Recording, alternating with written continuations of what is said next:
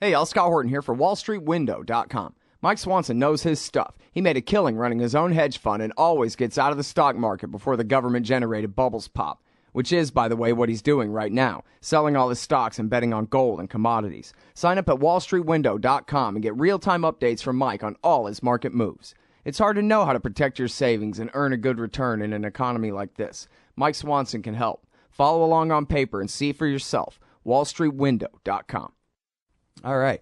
So, hope this works now. Hi, Bel. Welcome to the show. How are you doing? I'm fine, thank you. Good. Very happy to have you here. I was just telling the people how you'd written this article here at thedailybeast.com, the ex-CIA asset trying to conquer Libya, General Hiftar, who is now attempting to take control of that country. I was going to say Tripoli, but maybe that's too specific and not quite true. First of all, I guess, could you please give us the background on Hiftar, who he is, how he ended up working for the CIA? Well, I think the accusation that he worked for the CIA is a bit strong. He definitely had was assisted in his leaving of Libya back in the 80s by the CIA. But basically, his name is General Khalifa Hiftar, and he was a Gaddafi-era general in the army until he basically broke ties off with Gaddafi, Libyan dictator, back in the 80s and fled to America, where he spent 2 decades in exile. He came back as a kind of hero during the Libyan revolution, as he was a leading opposition figure and fought on the front lines with the rebels to topple Gaddafi. And now he's saying, 3 years after the revolution, enough's enough.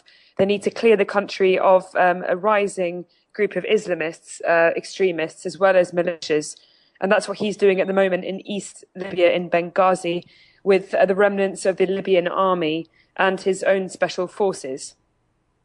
And so, where exactly is he based out of? Well, at the moment, as I said, he's in East Libya, which Libya's second city is called Benghazi, and he's just about 80 kilometers outside of that. You're saying that's where his base is? Yeah, that's where his base is. He's originally from East Libya, but that's where his base is, and that's where I met him at his military camp. So he's there about 50 kilometers away from the front line, in this sort of heavily secured barracks. And as I said, he's got the backing of quite a substantial part of the former sort of Libyan National Army, and he's fighting extremist groups at the moment and also militias. So that's exactly where he's based at the moment, but he has got designs to march on the capital, Tripoli, in the next 3 months to overthrow the government that he calls criminal.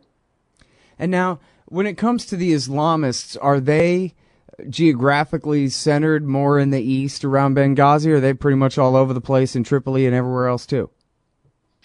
There are definitely pro-Islamist militias that are across the country, but at the moment, quite a lot of the more extremist groups like Ansar al-Sharia, who the US accused of being behind the attack of the US embassy in Benghazi, are based around the east at the moment, in Benghazi, and also a town called Derna. That whole countryside there is sort of pockmarked with tunneled hideouts where allegedly Islamists are also, likely to move to and were based during the 90s when Gaddafi was fighting them. So definitely the East has got a large sort of proportion of these extremist groups that Hiftar is currently fighting. And just to add, he did have some support of the population who were fed up with these extremist groups, and also the militias who are kind of running riot across the country. So he's been labelled rogue by the West, but certainly a lot of the population here in Libya are behind him with his latest operation. And now, is there any reason to believe, or maybe is there any reason to doubt that he's working for the CIA right now and doing this? I mean, this is something that the West has sort of toyed with, mainly because, like I said, the CIA may have helped him flee the country back in the 80s, and he was living in North Virginia next to the CIA headquarters in Langley. But I've done some digging and certainly can't see any connection between the intelligence services in the US and Hiftar. It just makes for an attractive headline, really, in the West. He's at the moment, I think, getting support from people within inside Libya. And as I said, waging this war against rising extremism. He did tell me that he does see this as a global battle against extremists. He sees it connected to the battle that's happening in Iraq, and that he is sort of single-handedly taking on these extremists in Libya who could, be feeding more extremist groups across the region. But I think in terms of direct contact with the Americas, I don't think you can prove that at this point. Mm-hmm. All right, now, I'm sorry, we got to take this break, but if you please hold on, I'd love to ask you a bit more about this. Everybody, it's Bel Trew. She writes, I guess, mostly for the Times in London, but here at thedailybeast.com. And we'll be right back. You hate government? One of them libertarian types? Or maybe you just can't stand the president, gun grabbers, or warmongers. Me too. That's why I invented LibertyStickers.com. Well, Rick owns it now, and I didn't make up all of them, but still, if you're driving around and want to tell everyone else how wrong their politics are, there's only one place to go. LibertyStickers.com has got your bumper covered. Left, right, libertarian, empire, police, state, founders quotes, central banking. Yes, bumper stickers about central banking. Lots of them. And, well, everything that matters. LibertyStickers.com. Everyone else's stickers suck. All right, you guys, welcome back. I'm Scott Horton. And, we had a little telephone difficulty there, and so Bel did not get a decent introduction on the show. Bel Trew is a print and broadcast journalist who lives in Cairo, and she is the Egypt reporter for the Times and the Sunday Times, and also writes for Foreign Policy, New Statesman, RT, Sky, and BBC. Here she is at the Daily Beast with ex-CIA asset trying to conquer Libya. And actually, that's really not right. It's the ex-CIA asset trying to conquer Libya, because it really is, to a great degree, a profile of this General Hiftar, formerly Gaddafi's man, and then apparently America's, and now he is here waging a war against the Islamists and the extremists. And I have to ask you, Bel, isn't that the parliament? Aren't they a majority or even supermajority Islamist-run institution there in Tripoli? Well, absolutely. The current or the outgoing parliament, the General National Congress, is Islamist, is dominated by Islamists, and that's actually General Khalifa Hiftar's big problem with the GNC, and he actually wants to send all 200 members of the parliament to trial. That's one of the first things he'll do when he marches on Tripoli, he said. Libya has just elected its new parliament, which is due to start in August. But the general has decided to recognise that and said he'll actually protect the building of the parliament, as it's supposed to start in Benghazi, where all the fighting's happening. Although most people here are not sure how that's going to happen, considering that city's become somewhat of a war zone. Mm-hmm. Well, and it's the same problem as in Algeria, Egypt, Gaza, or anywhere else. If you actually let the people have fair elections, they'll elect Islamists rather than American-backed secularists, right? I mean, I don't know how. I've reported on the region now for several years and been through a lot of these elections. I mean, definitely there was a trend after the Arab Spring for people to look towards political Islam as an answer to, new democracies in the region. And that's largely because organizations like the Muslim Brotherhood were the only organized and sort of together groups in these particular countries when you had decades of corrupt dictators. So people looked towards groups like the Muslim Brotherhood and other Islamist organizations because they were actually organized enough to carry through, a political agenda. But certainly we're seeing a tidal change here across the region, and particularly a backlash against the Muslim Brotherhood, both in Libya in terms of Khalifa Hiftar and his Operation Dignity, he's called it, against the Islamists and the Muslim Brotherhood, and also, of course, in Egypt, where you've had a military takeover with the head of the armed forces actually becoming president, and in other parts of the region too. So we're seeing a shift at the moment.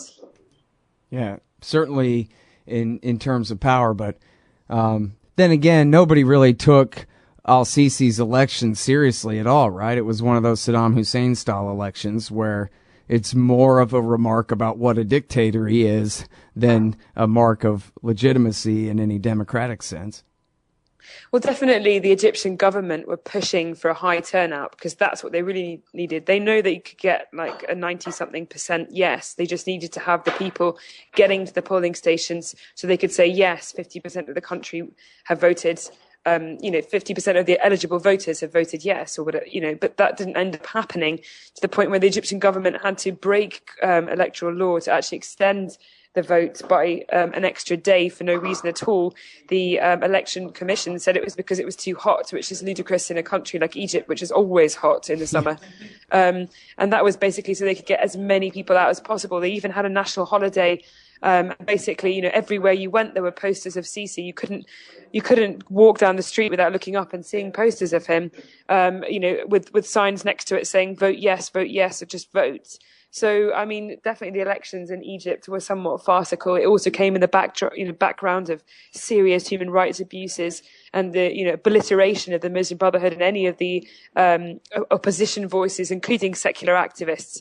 So definitely Egypt has been seen to be, quite a successful military coup that's ended in, a new president from the actual army itself. Mm-hmm.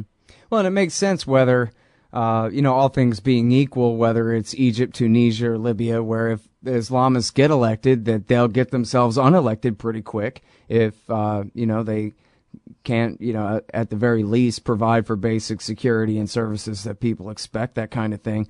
But so let me make sure I understand you right, because I don't think I do, actually. You're saying they just had a recent election for a new parliament, and Hiftar is saying he'll be loyal to this new parliament, but isn't it Islamist dominated too, or won't it be?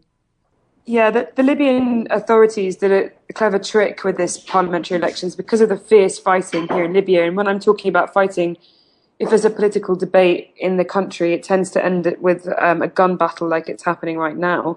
So what they did was they ensured that all candidates taking part in the elections had to apply as an individual, not as a political party. So it's hard to determine exactly what political affiliations each candidate has. That means that the government, it's hard to say that the parliament is Islamist dominated or not, because we're not having parties or alliances applying. It's all individuals, every man for himself. So Hiftar is able to say that he will support this new democratically elected parliament and that he'll use his troops to protect the building, which, like I said, is going to be in Benghazi, in the heart of the fighting. So we'll have to see how that plays and whether the individuals in the parliament behave in an Islamist way or not. Mm-hmm. All right. And then I guess could you talk about the relative strength and the momentum of his group, compared to the groups that he's fighting? Is this just sort of slowly playing itself out, or? Well, at the moment, what we're looking at is a potential stalemate at the moment in Benghazi. Hiftar does have the remnants of the shattered Gaddafi-era Libyan National Army and the special forces behind him. He's got several fighter jets and attack helicopters. He claims to have 70,000 troops. That's pretty significant. The Islamists, on the other hand, have a lot of weapons that they gathered during the 2011 civil war, but they're not trained special forces troops, and neither are they massively allied. They've got different militias there who wouldn't necessarily be fighting alongside each other if it weren't for the fact that Hiftar was bombing them. So he does have significant firepower in comparison to them, but still, at the moment, they've apparently moved the fighting into the center of the city.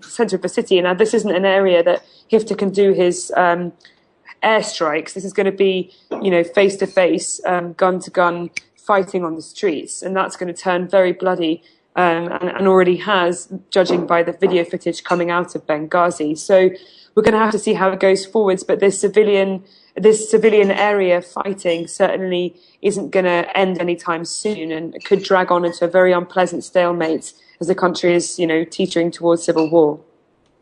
All right, well, I'll let you go, but thank you so much for your time on the show today, Bel. I really appreciate it. You're welcome. All right, that's Bel Trew, everybody. She's Egypt reporter for the Times, at the Sunday Times in London, and here she is at the Daily Beast, the ex-CIA asset trying to conquer Libya. We'll be right back with Patrick Coburn in just a sec. Hey, y'all, Scott Horton here for The Future of Freedom, the monthly journal of the Future of Freedom Foundation. Edited by libertarian purist Sheldon Richman, The Future of Freedom brings you the best of our movement, featuring articles by Richman, Jacob Hornberger, James Bovard, and many more. The Future of Freedom stands for peace and liberty, and against our criminal world empire and Leviathan state. Subscribe today. It's just $25 per year for the back pocket size print edition, $15 per year to read it online. That's The Future of Freedom at fff.org/subscribe. Peace and freedom. Thank you. Oh, John Kerry's Mideast Peace Talks have gone nowhere. Hey, y'all, Scott Horton here for the Council for the National Interest at councilforthenationalinterest.org. U.S. military and financial support for Israel's permanent occupations of the West Bank and Gaza Strip is immoral, and it threatens national security by helping generate terrorist attacks against our country. And face it, it's bad for Israel, too. Without our unlimited support, they would have much more incentive to reach a lasting peace with their neighbors. It's past time for us to make our government stop making matters worse. Help support CNI at councilforthenationalinterest.org. Hey, you own a business? Maybe we should consider advertising on the show. See if we can make a little bit of money. My email address is scott@scotthorton.org.